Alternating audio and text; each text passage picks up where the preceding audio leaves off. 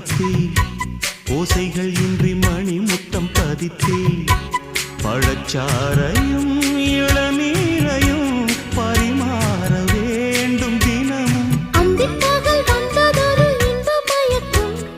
அஞ்சு விரல் பட்ட இடம் மெல்லச் சிலிர்க்கும் எங்கெங்கே தொட்டாலும் அம்மம்மா உற்சாகம் அங்கங்கே உண்டாகும் வா கன்னத்தில் கன்னம் வைக்க ஒத்துக்கு ஒத்துக்கு